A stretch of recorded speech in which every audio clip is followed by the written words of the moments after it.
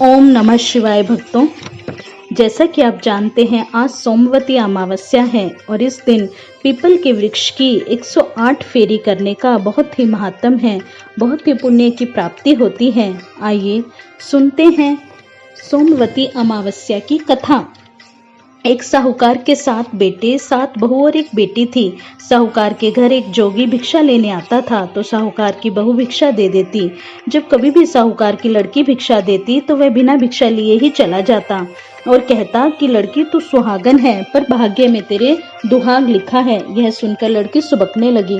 माँ ने पूछा, बेटी तुझे किस बात की चिंता है? अब वह लड़की बोली कि एक जोगी भिक्षा लेने आता है और वह कहता है कि तू सुहागन है, पर तेरे भाग्य में दुहाग लिखा है। यह बात सुनकर माँ बोली कि उस जोगी की बात मैं सुनूंगी।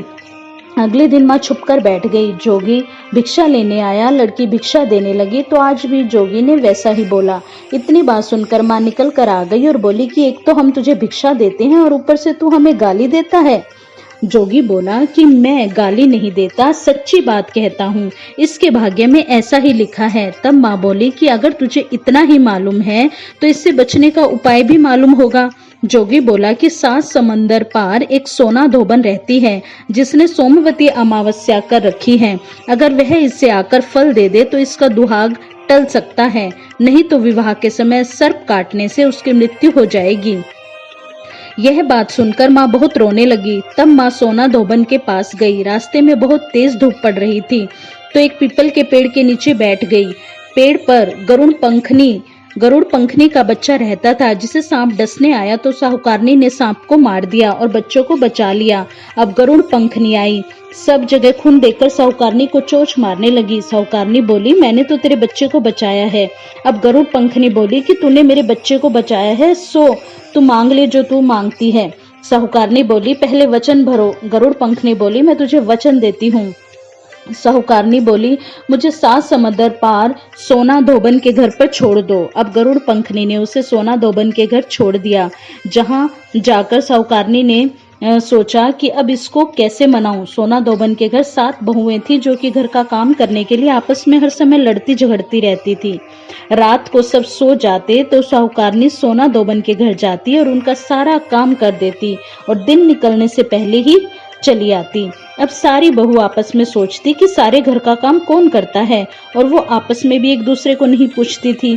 एक दिन सोना धोबन ने बहुओं से पूछा कि आजकल तुम आपस में लड़ती झगड़ती भी नहीं हो और सारे घर का काम भी हो जाता है।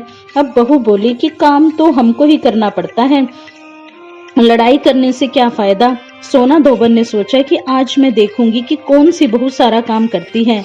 रात को देखा कि एक लुगाई आई और घर का सारा काम करके जाने लगी। तो सोना धोबन ने पूछा, तू कौन है, तुझे क्या चाहिए? साहूकारनी बोली, पहले वचन भर। तब सोना धोबन उसे वचन देती है। अब साहूकारनी बोली कि मेरी बेटी के भाग्य में दुहाग लिखा है, सो तू चलकर सुहाग दे दे, क्योंकि तूने सोमवती अमावस्या कर रखी है। सोना धोबन अपने बहू बेटों से बोली कि मैं तो इसके साथ जा रही हूँ, पीछे तुम्हारे पिताजी मर जाएं तो उन्हें तेल के कूपे में डालकर रख देना। अब वह साहूकारनी के घर आ गई। साहूकारनी ने अपनी बेटी का विवाह किया। जब फेरे होने लगे तो सोना धोबन कच्चा करवा, दूध और तार लेकर बैठ गई।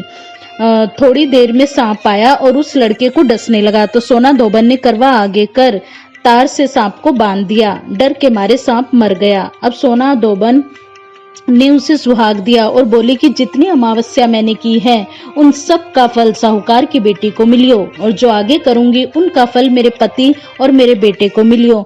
सब कोई सोमावती की जय जयकार बोलने लगे। सोना धोबन जाने लगी।